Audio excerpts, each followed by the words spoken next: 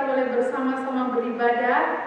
Tanpa terasa 1 tahun kita lewati tanpa kita beribadah bertatap muka di terang hidup. Biar apapun yang kita alami hari-hari ini, kita terus memiliki kerinduan untuk meninggikan, memuliakan Tuhan dan beribadah kepada Tuhan. Kita akan memulai ibadah kita pada pagi hari ini, memasuki Minggu Prapaskah ke-6, biar hati kita terus mengingat atas pengorbanan Tuhan yang rela mati di kayu salib untuk menebus dosa-dosa kita. Kita menyiapkan hati kita mengambil saat teduh sejenak.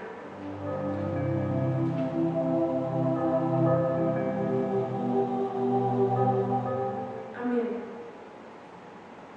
Kita akan bersama-sama menaikkan pujian kepada Tuhan. Dalamnya kasih-Mu Bapa.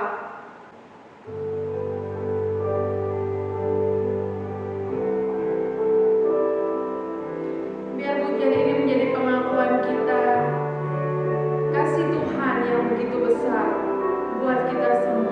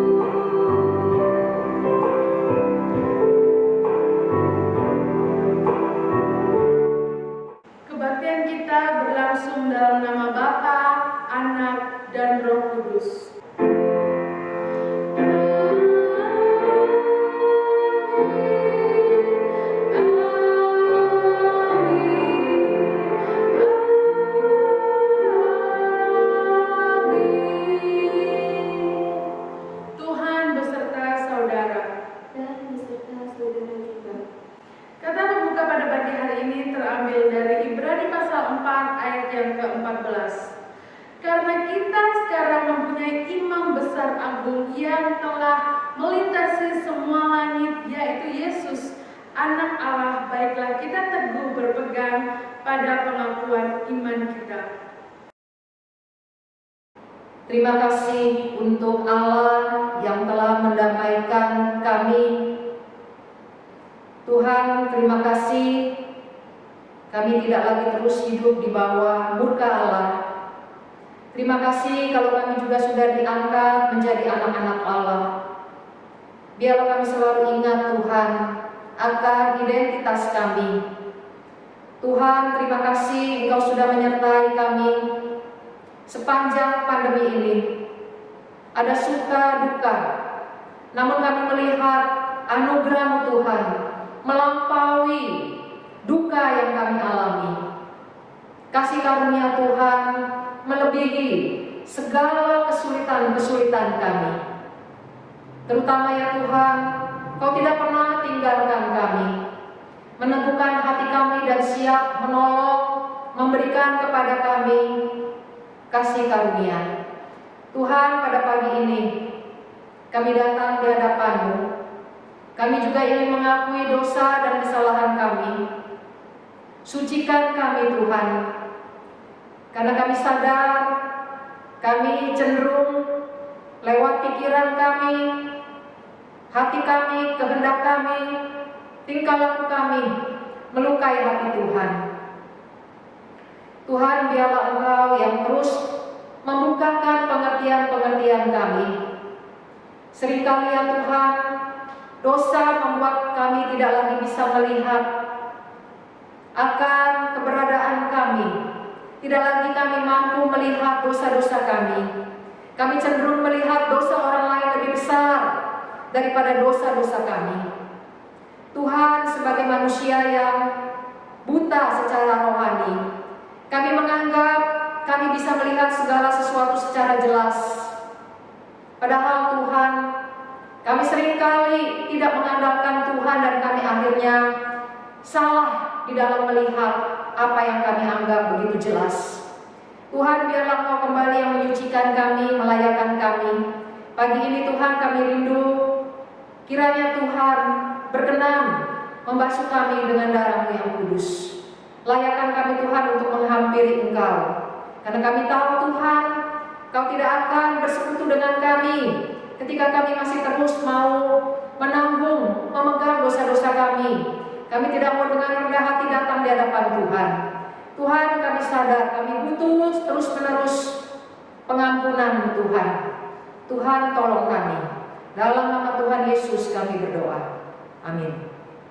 Kita percaya bahwa Tuhan sudah mengampuni setiap dosa-dosa kita, baik yang kita sengaja maupun yang tidak kita sengaja, yang menyakiti hati Tuhan. Tuhan sudah melepaskan kita dari kuasa kegelapan. Berita anugerah dari Kolose pasal 1 ayat 13 sampai 14. Ia telah melepaskan kita dari kuasa kegelapan dan memindahkan kita ke dalam kerajaan Anaknya yang kekasih. Di dalam Dia kita memiliki penebusan kita, yaitu pengampunan dosa. Demikianlah berita anugerah dari Allah. Syukur kepada Allah. Kita akan bersama-sama mendengarkan firman Tuhan yang akan disampaikan oleh Ibu Marta Lomba dengan tema Yesus Imam Besar Agung. Dialah Imam Besar Agung yang selalu kita sembah, yang rela mati buat kita, menebus dosa kita, menyelamatkan kita semua. Kita bersama-sama menaikkan pujian Above All Powers.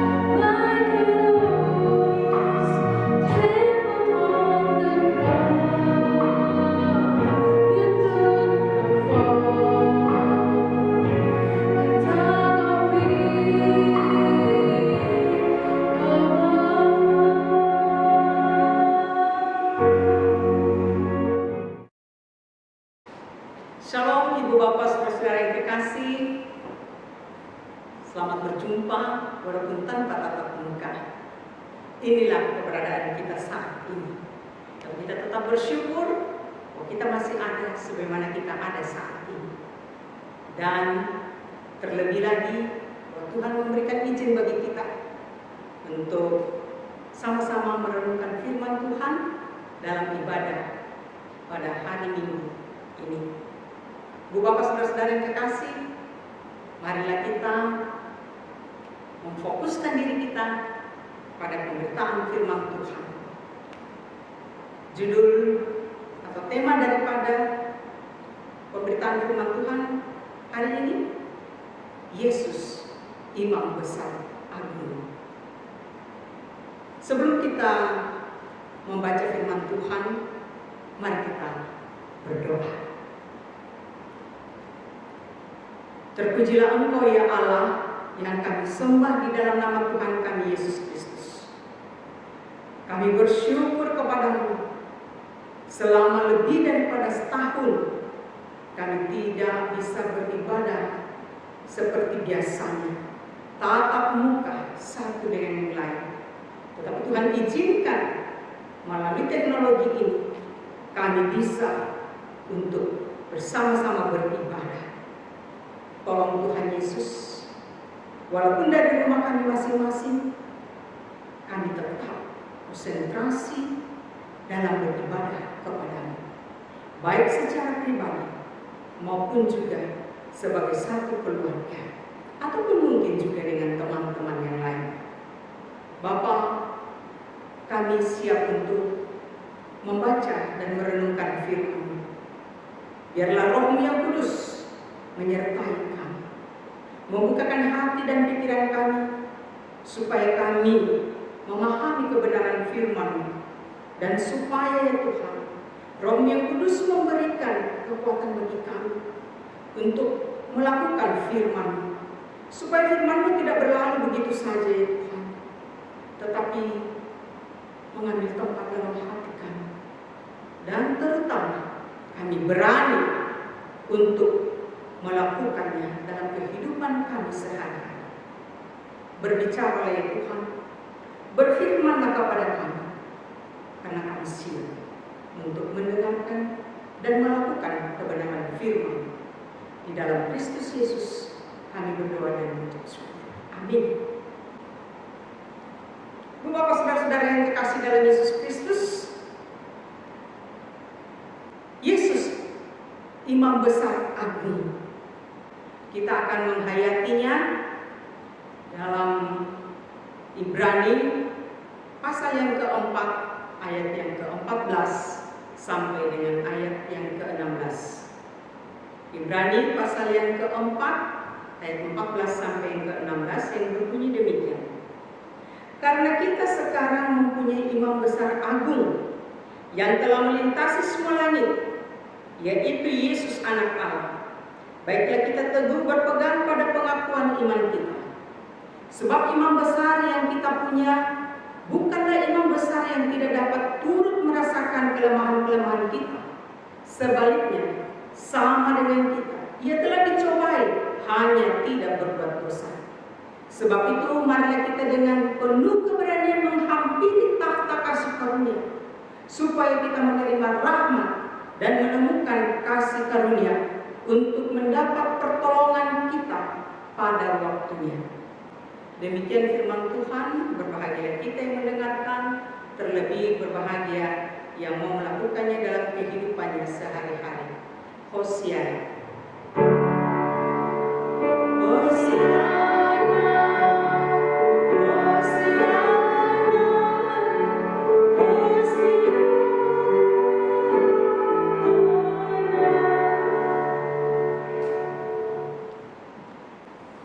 Ibu bapak saudara-saudara yang terkasih dalam Yesus Kristus,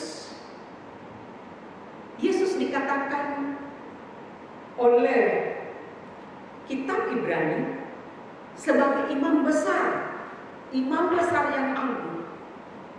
Bagaimana mungkin Yesus yang dari keturunan Yehuda dapat menjadi imam besar agung? Bukankah peraturan yang ada bahwa imam besar itu dari keturunan Lewi, bukan keturunan Yehuda. Dan inilah salah satu juga batu sandungan bagi orang-orang Israel yang memeluk agama Yudaisme untuk menolak Yesus sebagai imam yang diproklamirkan oleh orang Kristen. Ibu bapak saudara-saudara yang kekasih, tetapi kita sudah mengetahui bahwa Yesus itu adalah imam besar. Kita mengakuinya, bukan hanya mengetahui. Alkitab kita pun menuliskan hal itu. Karena itu, bagaimana sebenarnya Yesus itu bisa menyandang sebagai imam besar?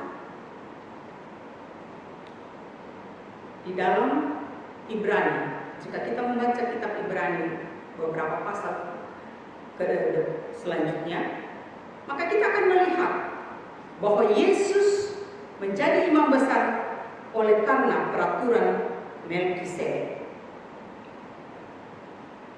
Peraturan Melkisedek. Memang Alkitab kita tidak menuliskan poin-poin peraturan Melkisedek, tetapi kita akan melihat sebenarnya seperti apa peraturan Melkisedek itu. Karena itu kita mulai lagi dahulu. Siapakah Melkisedek ini? Di dalam Kejadian 14 ayat 17 sampai 20 dikatakan, setelah Abraham kembali dari mengalahkan Kedorlaomer dan para raja yang bersama-sama dengan dia, maka keluarlah Raja Sodom menyongsong dia ke lembah Syawer, yakni lembah raja. Melkisedek, Raja Salem, membawa roti dan anggur. Ia seorang imam Allah yang Maha Tinggi. Lalu ia memberkati Abraham, katanya, diberkatilah kiranya Abraham oleh Allah yang Maha Tinggi, pencipta langit dan bumi. Dan terpujilah Allah yang Maha Tinggi, yang telah menyerahkan musuh ke tanganmu. Lalu Abraham memberikan kepadanya 1/10 dari semuanya.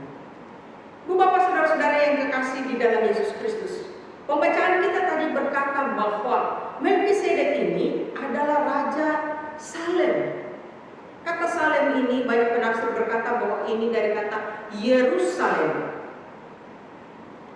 Dan kata Salem ini sama dengan kata Salom. Salom artinya damai atau damai sejahtera. Dan dikatakan bahwa Melkisedek ini adalah imam Allah yang Maha Tinggi. Itulah sebabnya ia memberkati Abraham.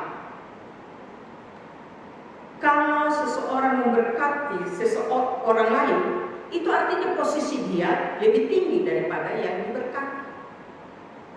Dari sini saja kita sudah bisa melihat bahwa Melkisedek ini mempunyai posisi yang lebih tinggi daripada Abraham. Dan kita yakini bahwa Abraham adalah bapa orang beriman. Abraham dengan segala kesadarannya, ia memberikan persepuluhan kepadanya. Padahal persepuluhan itu adalah milik Allah. Artinya, Abraham dengan segala kesadaran, dia tahu persis siapa Melkisedek itu. Karenanya kepadanya dia memberikan 1/10 dari semua hasil jarahan setelah berperang. Bu bapak saudara-saudara yang kekasih dalam Yesus Kristus, sampai di sini kita akan melihat bahwa posisi Melkisedek lebih tinggi daripada Abraham. Yang kedua, bahwa Abraham menyadari dengan sungguh bahwa Melkisedek itu adalah Tuhan. Karena itu kepadanya dia memberikan 1/10. Tapi bagaimana mungkin dengan hal ini sudah menunjukkan bahwa inilah peraturan Melkisedek, di mana Yesus itu bisa disebut sebagai imam besar, imam dari suku Lewi, secara biologis. Mari kita lihat gambar berikutnya. Saya sengaja menempatkan gambar Yesus di samping daripada gambar Melkisedek memberkati Abraham. Karena seperti uraian tadi bahwa Abraham dengan segala kesadarannya dia tahu bahwa Melkisedek itu adalah Allah. Allah Bapa, Allah Anak, Allah Roh Kudus. Allah Anak juga adalah Allah. Karena itu saya menempatkan gambar Yesus di sini. Kita melihat Abraham itu melahirkan Ishak, Ishak melahirkan Yakub, Yakub melahirkan Lewi. Dengan kata lain, Lewi adalah cicit daripada Abraham. Lalu Harun ini siapa? 400 tahun berikut baru muncul Harun. Dari mana dapat angka 400 ini? Kita ingat bahwa Yakub dan anak-anaknya itu bermigrasi ke Mesir pada saat kelaparan. Dan pada akhirnya mereka berkembang biak di sana dan dijadikan budak oleh bangsa Mesir selama 400 tahun. Harun lahir di Mesir dan kepada Harun inilah Allah mempercayakan pangkat atau jabatan sebagai imam. Ialah imam pertama, bahkan imam besar yang pertama. Sampai di sini kita bisa melihat bahwa tepat kalau dikatakan Yesus itu mengikuti peraturan Melkisedek dalam jabatannya sebagai imam besar. Kalau mengikuti Harun, Abraham saja sudah mengakui terlebih dahulu bahwa Melkisedek itu adalah Allah.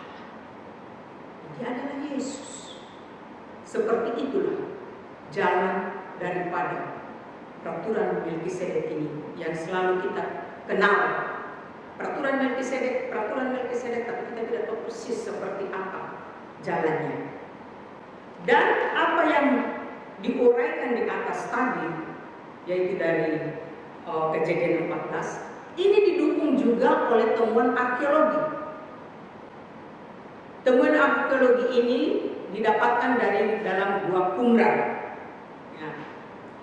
Di mana ini Gua Qumran?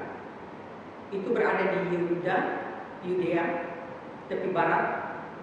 Dan di dalam Gua Qumran ini ditemukan naskah-naskah Laut Mati. Gua Qumran ini letaknya di sekitar Laut Mati. Jadi Laut Mati itu ada pegunungan sekitarnya, dan di situ ada gua-gua asli, tapi ada juga gua-gua buatan manusia.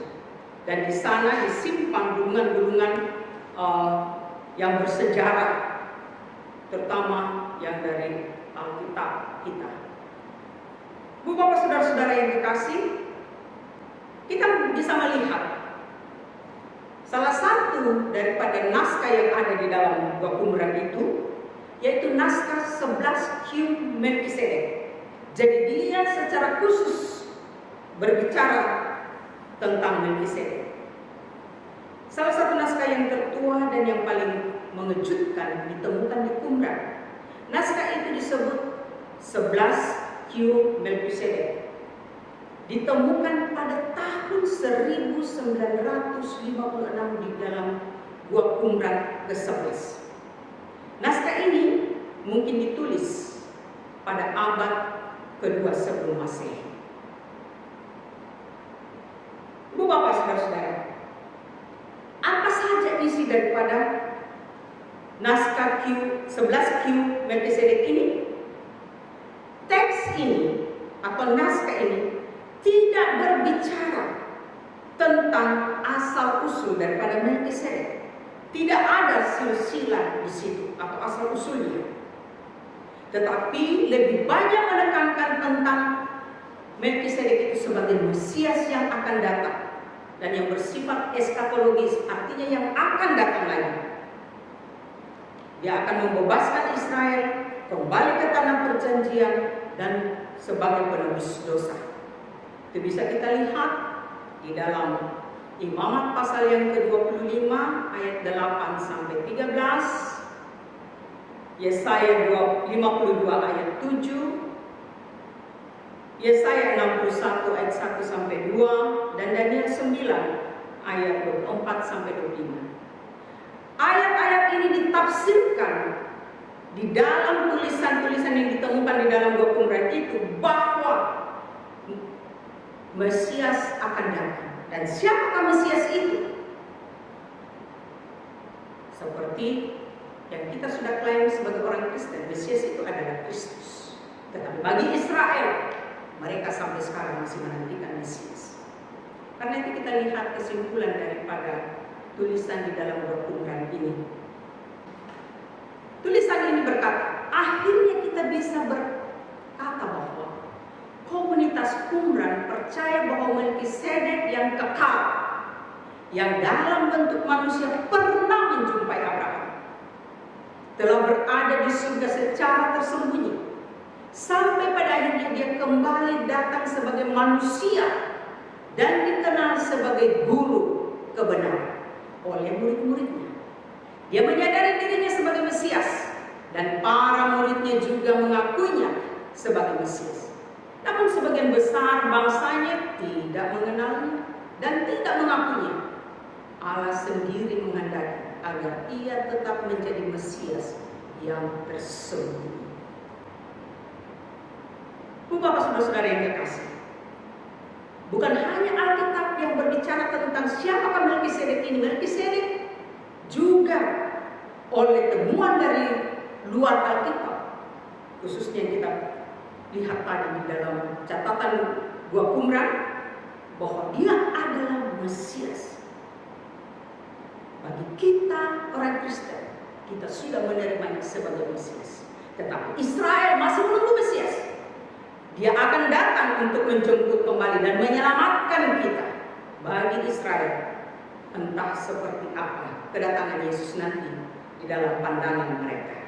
Apakah mereka baru akan mengakuinya bahwa dia adalah Mesias yang sudah datang 2000 tahun yang lalu, dan dia adalah Mesias yang mereka salibkan juga.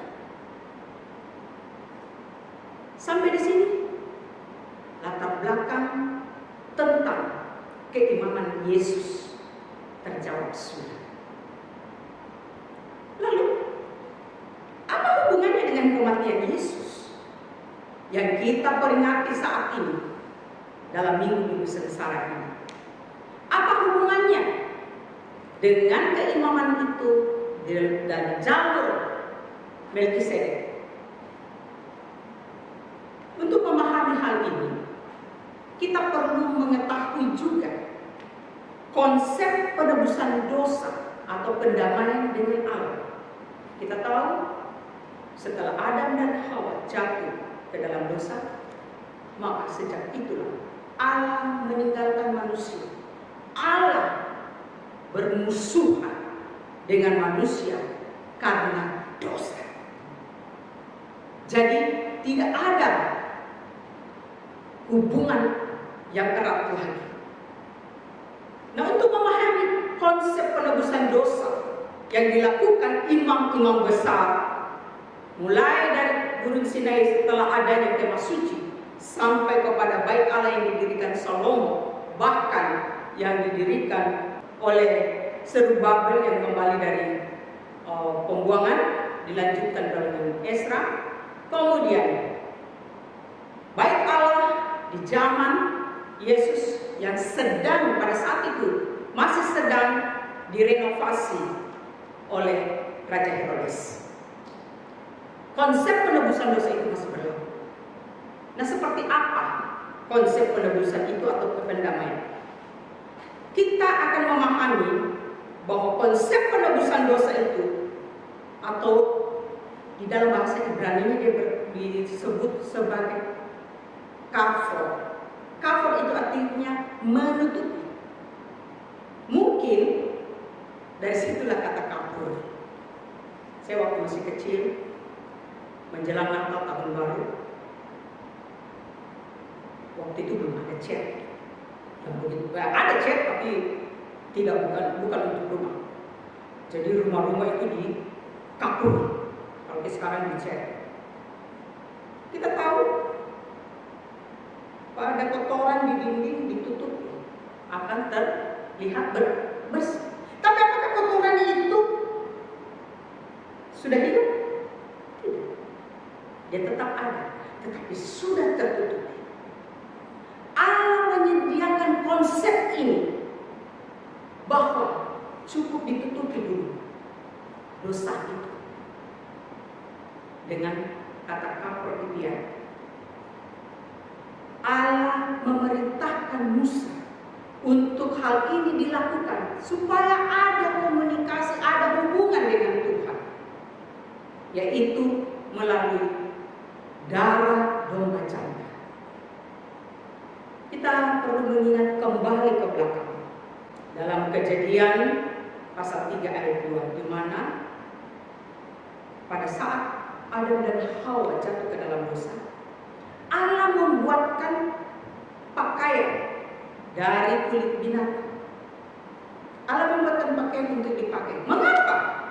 Karena pada saat Allah menjumpai mereka, di manakah engkau Adam, di manakah engkau? Lalu mereka katakan, kami malu, kami telanjang. Dengan kata telanjang ini sendiri, sebenarnya bukan telanjang tanpa pakaian atau mereka bugil saat itu, tetapi mereka sudah kehilangan kemuliaan Allah. Itu sebabnya mereka merasa telanjang. Kemuliaan Allah yang tadinya mereka sebagai pakaian itu sudah terlucuti oleh karena dosa mereka. Itu sebabnya mereka katakan, aku telanjang. Sehingga Allah membuatkan pakaian untuk menutupinya, pakaian dari kulit binatang. Jadi ada korban juga di situ. Kalau sekarang kita pakai pakaian, mungkin kita anggap itu sebagai modis ya. Tetapi konsepnya sebenarnya sama saja, yaitu menutupi. Kata menutupi itu sama. Walaupun sekarang mungkin kita pakai sebagai modis, tetapi menutupi apa? Menutupi tubuh kita. Tetapi di dalam konsep Adam dan Hawa, yaitu menutupi mereka dari ketelanjangan mereka, yaitu karena mereka sudah kehilangan kemuliaan Allah. Bapak saudara-saudara yang terkasih dalam Yesus Kristus, sekali lagi bahwa apa yang dilakukan imam besar ini itu hanya menutupi, bukan membersihkan. Nah, mari kita melihat bait Allah lebih dulu. Ini adalah gambar bait Allah. Bagian sebelah kanan itu adalah ruang suci, dan di yang sebelah kiri itu ruang maha suci. Lebih kecil ukurannya dibanding ruang suci. Di dalam ruang maha suci ini hanya ada tabut perjanjian, dan di depan layar atau tirai antara ruangan maha suci dengan ruang suci itu ada mesbah perbaraan. Nah, apakah yang dilakukan oleh imam besar pada saat hari raya pendamaian itu, yang hanya dirayakan satu kali setahun? Bapak saudara-saudara yang terkasih dalam Yesus Kristus, hari raya pendamaian itu adalah hari raya untuk umat datang mengakui kesalahan mereka di hadapan Tuhan, dan Tuhan mengampuni mereka dengan darah domba jantan. Dirayakan hanya satu kali setahun. Apakah dengan demikian berarti imam besar yang masuk ke dalam bait Allah itu satu kali saja dalam satu hari itu? Sepertinya tidak. Banyak kali kita bertemu orang delapan yang dilakukan sekali setahun, berarti satu kali saja itu imam masuk ke dalam ruang maha suci. Kalau kita memperhatikan imamat pasal yang ke-16 ayat 12 sampai 16. Nanti kita baca masing-masingnya. Nah, kita akan melihat tugas daripada imam besar di dalam bait suci atau kemah suci dan di antara ruang suci dan ruang maha suci. Kita melihat di sini. Yang pertama, dia masuk dari ruang suci, masuk ke ruang maha suci. Dia membawa perbaraan dan ukupan wangi-wangian. Itu diambil dari ruang suci untuk dia masuk ke dalam ruang maha suci. Apa tujuannya? Tujuannya adalah supaya dia sebagai imam besar yang manusia biasa, tetapi yang juga memiliki dosa, dia tidak binasa karena hadirat Allah ada di dalam ruang maha suci. Karena itu perbaraan ini akan mengeluarkan asap dan bau wangi-wangian, menutupi seluruh ruang suci itu. Ada yang berkata bahwa imam besar itu kalau masuk ke ruang maha suci, di bagian pinggang itu diikat supaya kalau terjadi apa-apa di sana, kan tidak boleh sembarang orang masuk ke situ, jadi tinggal ditarik saja itu tali untuk mengeluarkan dia dari ruang maha suci. Atau ada yang berkata kakinya, entah, tidak terlalu penting. Nah, sesudah dia membawa perbaraan ini, dia keluar. Dia keluar kemana? Dia keluar sampai melewati ruang suci, keluar ke bagian persembahan binatang. Dia mengambil darah lembu jantan. Jadi dia secara pribadi, imam besar secara pribadi harus mempersembahkan lembu jantan. Dan darahnya dia ambil, lalu dia masuk ke dalam ruang maha suci sebagai pendamaian pribadinya dan keluarganya. Jadi sebelum dia melayani umat, dia harus terlebih dahulu membersihkan diri di hadapan Allah. Dia harus berdamai dulu dengan Allah secara pribadi maupun keluarganya. Kemudian dia akan keluar melewati lagi ruang suci. Jadi buka dari ruang maha suci ke ruang suci, keluar untuk mengambil darah domba jantan. Sebenarnya di luar ini, sebelum mengambil darah domba jantan ini, masih ada ritual yang lain, seperti ada domba jantan yang dibebaskan dan kambing dan seterusnya. Tapi saya mau yang simpel saja. Dia mengambil darah domba jantan, masuk ke dalam, dia melewati ruang suci, kemudian masuk ke dalam ruang maha suci. Darah domba jantan ini pun juga dilakukan seperti darah lembu jantan tadi, percik 3 kali di atas penutup tabut itu yang disebut dengan penutup pendamaian. Itu caranya. Dan sesudah itu, darah domba jantan ini adalah pertanda pendamaian umat dengan Allah. Sebelahnya, darah lembu jantan itu tanda perdamaian pribadi imam dan keluarganya, imam besar maksudnya. Darah domba jantan adalah pertanda perdamaian umat dengan Allah. Kemudian dia keluar, mungkin sekaligus juga dengan membawa perbaraan dan ukupan tadi. Alkitab kita tidak menjelaskan seperti itu, tapi kemungkinan besar seperti itu. Tapi ada juga yang berkata, untuk satu hari saja dia masuk ke dalam ruang maha suci. Bagaimana bisa dibawa semua itu? Ada perbaraan, ada yang di atasnya ada ukupan wangi-wangian, dibawa darah domba jantan, dibawa darah lembu jantan dan domba jantan. Bagaimana kalau bertukar? Atau ada meja dorong? Tidak seperti itu. Sekali lagi, ruang maha suci, tempat Allah bertahta. Tidak sembarangan masuk. Bu Bapak Saudara-saudara yang kekasih, sampai di sini kita akan melihat bahwa seperti itulah proses penebusan dosa yang ditandai dengan darah domba jantan yang dipercik di atas permukaan daripada tutup pendamaian. Dan itu sifatnya adalah menutup, bukan menyucikan. Sesudah imam besar ini keluar, dia harus menemui umat. Jadi dia melewati dari ruang maha suci, ruang suci, keluar, bahkan keluar sampai itu dia menemui umat dan dia memberi berkat kepada umat. Itulah tugas daripada seorang imam besar pada saat perayaan pendamaian yang hanya sekali setahun dirayakan.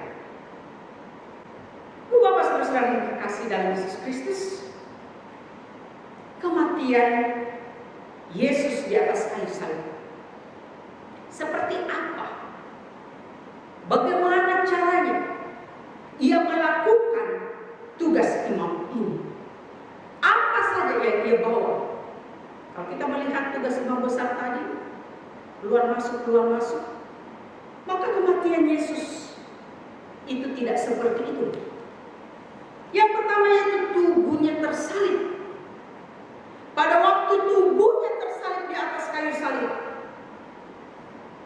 secara pribadi dia menghadap hadirat Allah. Itu sama dengan imam besar masuk ke ruang suci menghadap hadirat Allah. Secara pribadi dia masuk, tetapi dia tidak membawa darah di lembu jantan. Dia tidak membawa darah lembu jantan, sebab dia manusia tanpa dosa. Karena itu dia langsung menghadap ke hadirat Allah. Pada saat darahnya tercurah di atas kayu salib, itulah yang menggantikan darah domba jantan yang dibawa oleh imam besar. Secara langsung darahnya dipersembahkan, bukan untuk menutupi dosa-dosa manusia, tetapi menyucikan dosa-dosa manusia. Mari kita lihat di dalam 1 Yohanes pasal 1 ayat 7 dan ayat yang ke-9. Tetapi jika kita hidup dalam terang sama seperti Dia ada di dalam terang, maka kita beroleh persekutuan seorang yang lain, dan darah anaknya itu menyucikan kita daripada segala dosa. Ayat 9. Jika kita mengakui dosa kita, maka Ia adalah setia dan adil, sehingga Ia akan mengampuni segala dosa kita dan menyucikan kita dari segala kejahatan. Itulah penebusan yang dilakukan oleh Yesus di atas kayu salib. Dia tidak datang menghadap hadirat Allah dengan darah lembu jantan, sebab Dia adalah manusia tanpa dosa. Ia membawa darahnya sendiri sebagai pengganti darah domba jantan, bukan untuk menutupi dosa umat, tetapi untuk menyucikan dosa umat. Tirai yang terkoyak di dalam bait Allah dari atas ke bawah merupakan pertanda dari Allah bahwa Allah menerimanya. Pada saat Yesus di atas kayu salib, tirai di dalam bait Allah terkoyak dari atas ke bawah. Itu pertanda dari Allah bahwa Allah menerimanya sebagai imam yang melaksanakan pendamaian dan membawa darahnya sendiri sebagai ganti darah domba jantan. Sekali lagi, tirai dalam bait Allah yang terkoyak dari atas ke bawah, pertanda bahwa Allah menerimanya yang sedang tergantung di atas kayu salib, menerima tubuhnya sebagai imam atau personnya sebagai imam yang datang menghadap hadirat Allah, yang membawa darahnya sendiri untuk penebusan bagi umat. Sejak saat itulah kita berdamai dengan Allah. Tentu kalau kita percaya. Imam untuk selama-lamanya, imam besar untuk selama-lamanya tidak digantikan oleh generasi berikutnya. Yesus adalah imam untuk selama-lamanya yang tidak tergantikan generasi berikutnya. Imam besar dari keturunan Lewi, lebih tepatnya dari keturunan Harun, lewat masa tergantikan oleh anaknya dan seterusnya. Tetapi Yesus cukup sekali.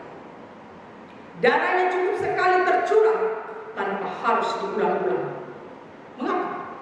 Darah yang dibawa darah pribadinya, bukan darah domba. Asli darah manusia sebagai manusia saat itu. Itu suci. Darah yang suci. Sebab tubuhnya sendiri sebagai manusia biasa adalah manusia tanpa dosa. Dia tak berdosa, tanpa cacat, sempurna. Baik tubuhnya yang menghadap langsung kepada hadirat Allah yang tanpa dosa, maupun darahnya yang tercurah untuk menutupi dosa-dosa manusia. Darahnya yang tercurah tanpa perlu diulang-ulang. Sebab darah yang tercurah itu adalah darah yang suci. Dia yang tanpa dosa, tanpa cacat, itu sempurna. Kita bisa membacanya di dalam Ibrani pasal yang ke-9 ayat 24 sampai 26. Sebab Kristus bukan masuk ke dalam tempat kudus buatan tangan manusia, yang hanya merupakan gambaran saja dari yang sebenarnya, tetapi ke dalam surga sendiri untuk menghadap hadirat Allah guna kepentingan kita. Dan ia bukan masuk untuk berulang-ulang mempersembahkan dirinya sendiri, sebagaimana imam besar setiap tahun masuk ke dalam tempat kudus dengan darah yang bukan darahnya sendiri. Sebab jika demikian, ia harus berulang-ulang menderita sejak dunia ini dijadikan. Tetapi sekarang ia hanya satu kali saja menyatakan dirinya pada zaman akhir untuk menghapus dosa dan korbannya. Sekali lagi, darah Kristus bukan menutupi dosa-dosa kita, tetapi menyucikan. Dan darah itu sempurna. Dan lebih daripada itu, Yesus sendiri yang menghadap hadirat Allah di dalam kemanusiaannya yang tanpa cacat, tanpa dosa. Jika imam harus mempersembahkan darah lembu jantan untuk dosa, maka Yesus tidak. Demikian pembahasan firman Tuhan tentang kematian Yesus di atas kayu salib yang memperlihatkan perannya sebagai imam besar yang agung, imam besar yang sempurna, tidak seperti imam besar yang ada di dalam kitab Imam. Imam besar yang agung. Dengan demikian, apakah yang harus kita lakukan sebagai implikasi atau sebagai renungan pribadi kita di hadapan Allah? Dari tahun ke tahun kita merayakan Minggu Sengsara sampai dengan Jumat Agung, bahkan sampai kepada Paskah. Apa yang harus kita renungkan? Saya sengaja memilih tadi Ibrani pasal 4 ayat 14 sampai 16 sebagai implikasi, sebagai renungan bagi kita. Ayat ke-14 dikatakan, pegang teguh pengakuan iman kita. Kalau di tempatnya saya bacakan ayatnya. Karena kita sekarang mempunyai imam besar agung yang telah melintasi semua langit, yaitu Yesus, Anak Allah. Baiklah kita berpegang pada pengakuan iman kita. Ibu Bapak yang kekasih dalam Yesus Kristus, Yesus telah mati untuk dosa-dosa kita. Tubuhnya tercabik-cabik, darahnya tercurah untuk membebaskan kita. Ini adalah pengakuan iman kita kepadanya bahwa darahnya itu telah menghapuskan dosa-dosa kita. Mari kita lihat 1 Petrus 1 ayat 18-19. Sebab kamu tahu bahwa kamu telah ditebus dari cara hidupmu yang sia-sia, yang kamu warisi dari nenek moyangmu. Itu bukan dengan barang yang fana, bukan pula dengan perak atau emas, melainkan dengan darah yang mahal, yaitu darah Yesus Kristus, yang sama seperti darah domba yang tak ternoda dan tak bercacat. Sebab kamu tahu, memang kita sudah tahu, kita ditebus dari cara hidup yang sia-sia, dari hidup yang dari hari ke hari dosa-dosa yang kita sudah warisi dari nenek moyang kita, dari Adam dan Hawa. Tapi sekarang kita sudah tahu juga dan mengimani, seharusnya kita mengimani bahwa darah domba Kristus itu adalah darah yang tak bernoda, tak bercacat. Jangan sia-sia. Pegang teguh iman ini. Jangan mudah menyangkalinya hanya untuk kepentingan sesaat, hanya tergiur oleh hal-hal yang duniawi, bahkan meninggalkan iman kepercayaan. Padahal Kristus sudah mati, tersalib, tercurah darahnya untuk menghapus dosa-dosa, untuk menghapus bukan menutupi. Semudah itukah kita akan menyangkal? Semudah itukah untuk kita alih kepercayaan hanya demi kebahagiaan sesaat yang mungkin hanya 1-2 hari sesudah itu tinggal makan hatinya saja, tinggal menderita batin dan seterusnya. Ayat 14 mengingatkan kita, pegang teguh pengakuan iman kita. Jangan anggap remeh, jangan anggap itu murah, itu sangat-sangat mahal. Bagian yang kedua, ayat 15. Sebab imam besar yang kita punya bukanlah imam besar yang tidak dapat turut merasakan kelemahan-kelemahan kita. Sebaliknya sama dengan kita, ia telah dicobai, hanya tidak berbuat dosa. Imam besar yang kita miliki saat ini yaitu Yesus Kristus. Dia pernah menjadi manusia, tapi tanpa dosa. Dia pernah dicobai. Dia pernah juga merasakan sedih. Dia menangis. Pada waktu Lazarus meninggal. Dia juga pernah merasakan perihnya, namanya dicambuk di atas kayu salib, ditanggung semuanya. Bu Bapak Saudara-saudara yang terkasih, dia tahu persis apa kebutuhan kita, apa kelemahan-kelemahan kita. Karena itu,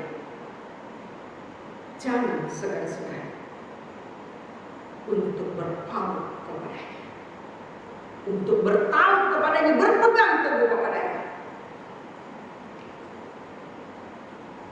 Di dalam kemanusiaannya, ia tahu kelemahan-kelemahan kita, dan ia tahu pun juga sekarang kita dalam kelemahan apa. Sebenarnya kalau ayat ini 15 ini dia lebih menekankan tentang pencobaan. Tapi ya, harus satu dalam kehidupan kita, pencobaan lah yang lebih banyak. Dosa yang kita lakukan karena pencobaan. Kita melakukan korupsi, ada juga sih karena pencobaan, ya karena ada kesempatan, tapi sebenarnya itu pun juga karena niat dari hati kita sendiri, niat dari pribadi kita sendiri. Niat dari pribadi ini seperti apa? Dapat tertanggulangi jika kita berpaku kepada Yesus.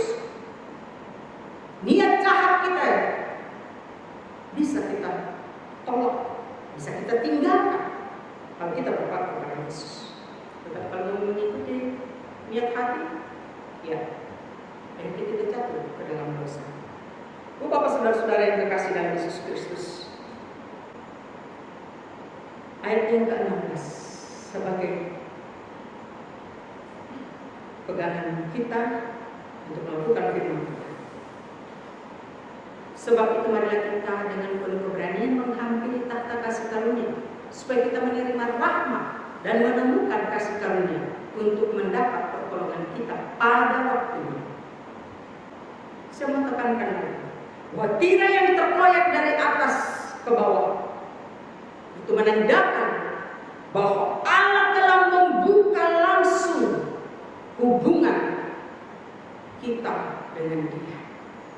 Tidak perlu perwakilan imam-imam, karena Yesus sudah melakukannya dengan sempurna. Jangan takut, tapi dengan penuh keberanian.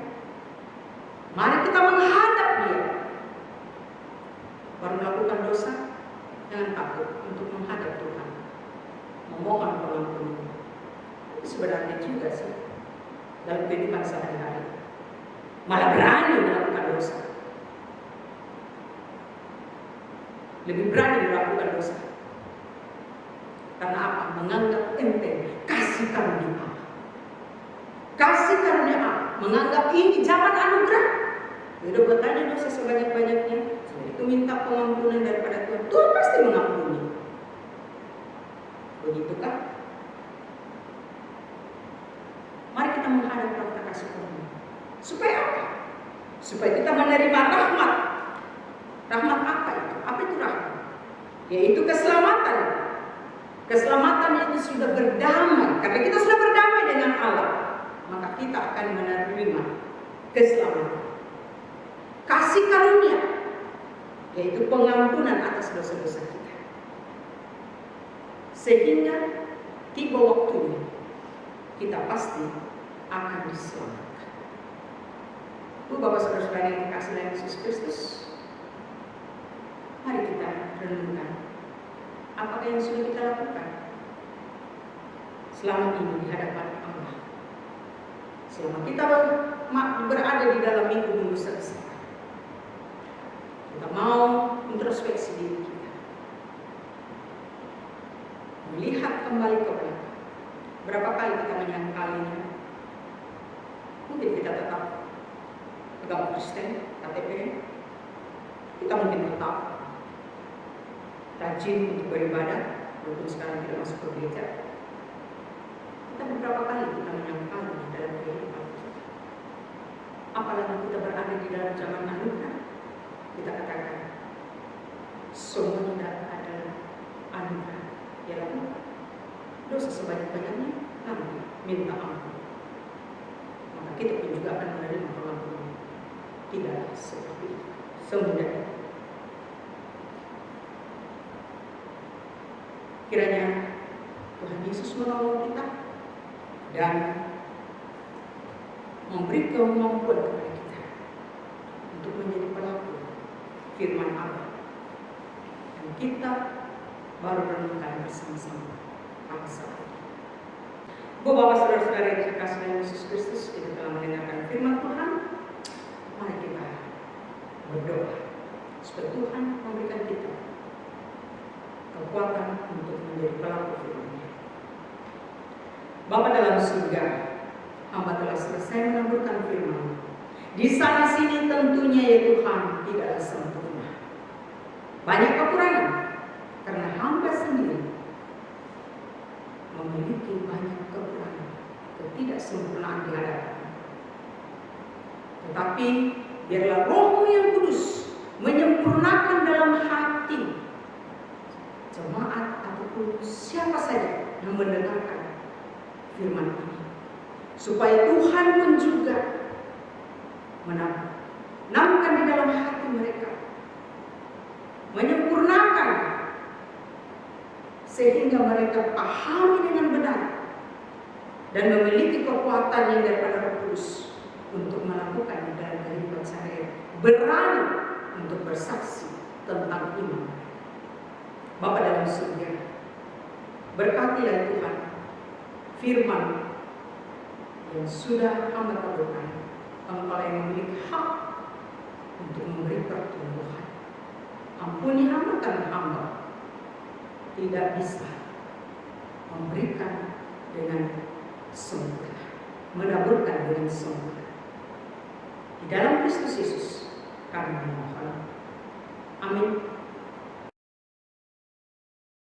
Kita akan mengakui pengakuan iman rasuli bersama gereja sepanjang zaman.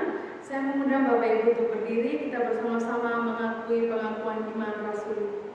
Aku percaya kepada Allah, Bapa yang Maha Kuasa, Kali langit dan bumi, dan kepada Yesus Kristus, anaknya yang tunggal Tuhan kita, yang dikandung dari Roh Kudus, lahir dari anak darah Maria, yang menderita sengsara di bawah pemerintahan Pontius Pilatus, disalibkan, mati dan dikuburkan, turun ke dalam kerajaan maut.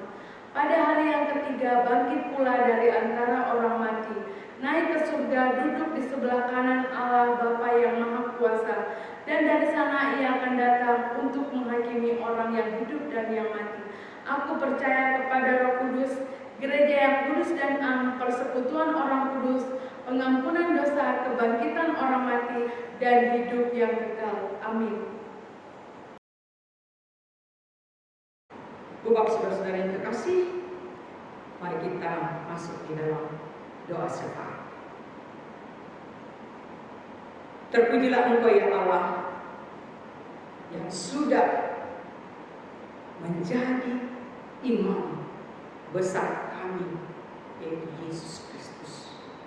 Melalui Yesus Kristus ya Tuhan, sebagai imam besar kami datang menghadap hadirat-Mu ya Allah Bapa, membawa doa kami. Ada banyak permohonan doa kami ya Tuhan. Mohonlah ya Tuhan Engkau mendengarkan, sebab kami mengalaskannya di dalam Yesus sebagai imam besar kami, perantara kami dengan Engkau ya Allah Bapa. Kami mau berdoa untuk pandemi ini. Biarlah ya Tuhan Engkau angkat dari seluruh permukaan bumi ini. Biarlah ya Tuhan kami sampai pada titik kesadaran yang penuh bahwa virus sekecil itu punya Tuhan. Kami tidak mampu mengalahkannya. Sudah setahun lebih ya Tuhan berlalu.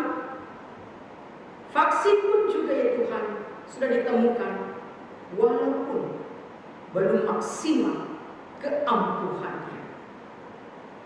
Tetapi setidaknya Tuhan menolong untuk sementara. Biarlah Tuhan kami menyadari ketidakberdayaan kami di hadapan Engkau, supaya kesombongan lenyap daripada kami, mengandalkan diri sendiri lenyap daripada kami.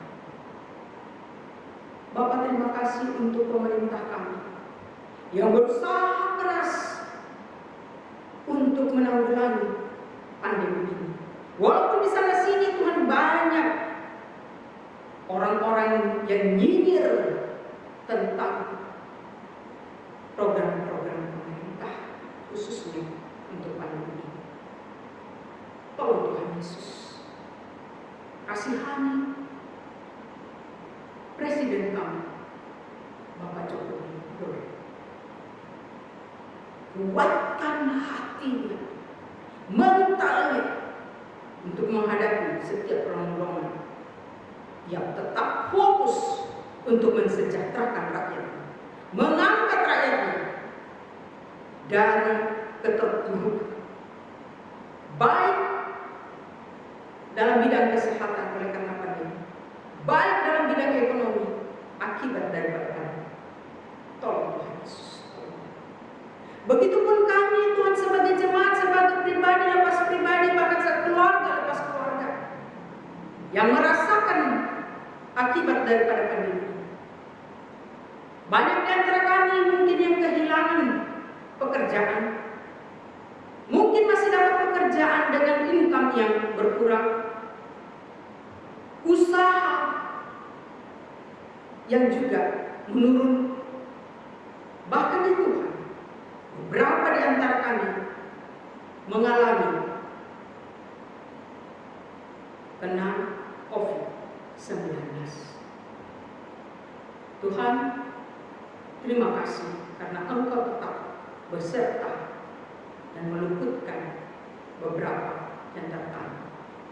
Walaupun ada juga yang Engkau panggil karena COVID. Tetapi setidaknya Tuhan, bahwa dia sudah hidup di dalam Tuhan. Dengan cara apapun dia kembali ke hadapan-Mu, baik COVID ataupun yang lainnya, semua adalah jalan yang terbaik menghadap hadirat Bapa dalam surga. Berdoa juga anggota jemaat di sini. Mungkin ada yang berulang tahun. Terima kasih untuk anugerah. Biarlah Tuhan semakin bertambah usia, semakin bertambah hikmat, terutama Tuhan ketekunan di dalam Tuhan. Mungkin ada yang sakit lemah tubuh, Engkau jamah, pada tangi mereka satu persatu. Mungkin ada organ-organ tubuh mereka yang tidak berfungsi dengan baik. Di dalam nama Yesus kami memohon, Engkau pulihkan organ-organ tubuh itu kembali normal bekerja. Terutama Tuhan, kami berdoa mereka yang menjadi pasukan garda depan untuk menghadapi pandemi ini. Di antara jemaat ini Tuhan, Bapak, dokter, tanggung Tuhan.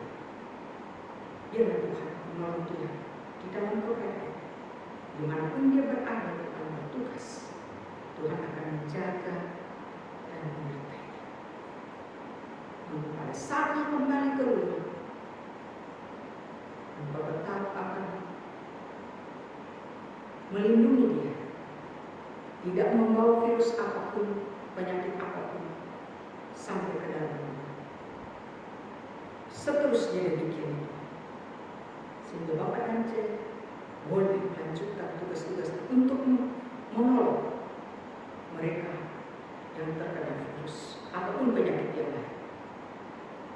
Beberapa saudara-saudara kami ya Tuhan, sebagai dokter ataupun sebagai perawat, dimanapun mereka berada, Tuhan juga menjaga melindungi mereka. Bapa dalam surga, tolong juga ya Tuhan, semua yang ada di dalam gedung ini, kami bersyukur bahwa ada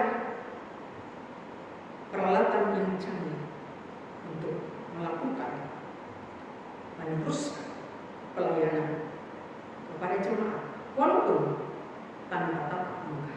Tapi kami syukur. Terima kasih Hamba-Mu, Ibu Elisa, dan juga Ibu Megi, staf kantor, Esther, dan yang lainnya. Biar Tuhan juga tetap melindungi mereka, memberikan kesehatan yang penuh kepada mereka. Tolong mereka satu persatu. Bapa dalam surga, dengarkan Tuhan, doakan, jawablah menurut kehendak-Mu, sebab kami percaya bahwa kehendak-Mu jauh lebih baik daripada kehendak kami. Di dalam Kristus Yesus kami memohon. Amin. Puji Tuhan, tiba saatnya kita untuk memberikan persembahan kepada Tuhan.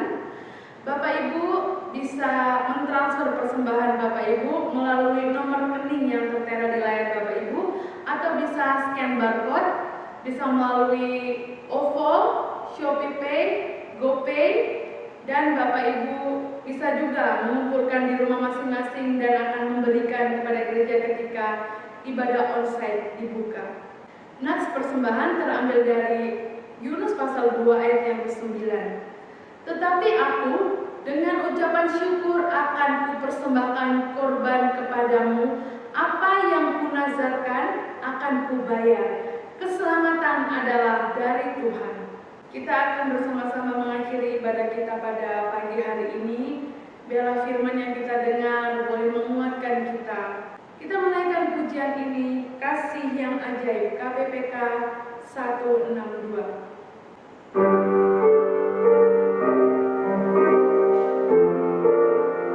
Kasih yang ajaib. Kasih yang ajaib, kasih dari Golgota. Kasih yang ajaib, membawa Tuhan dari surga.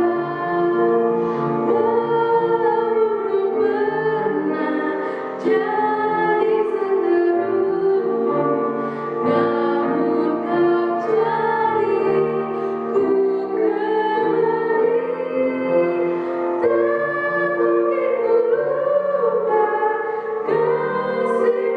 yang indah.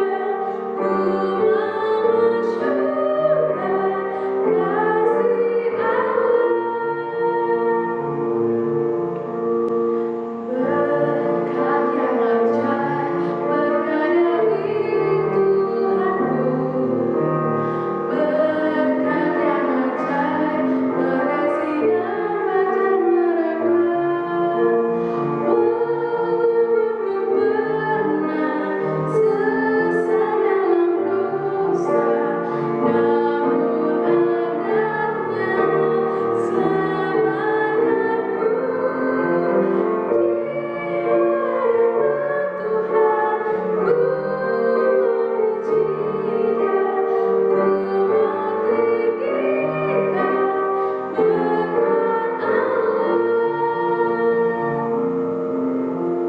Terang Injilnya, terang yang sesungguhnya. Terang Injilnya yang memberi hikmat kekuatan. Walau dalam gelap, yang memberi terang, yang memberi terang, terang salibnya. Ku pasrahkan hidup untuk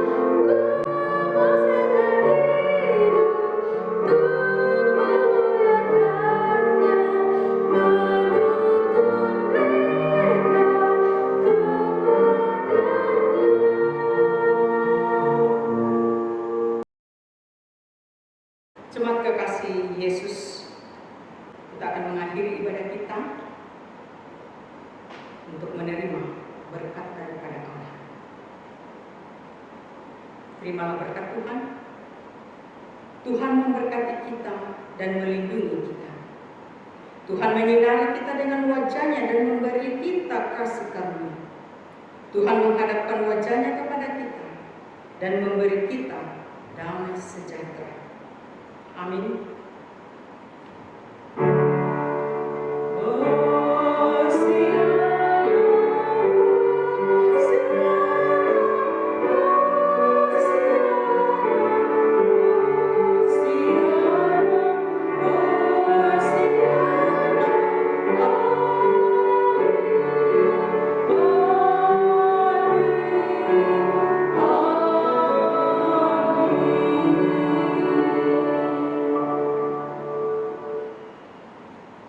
Tuhan memberkati di dalam kehidupan kita sehari-hari, dalam aktivitas kita sehari-hari. Mari kita muliakan Dia dalam segala keberadaan kita, ucapan kita, perbuatan kita. Selamat hari Minggu.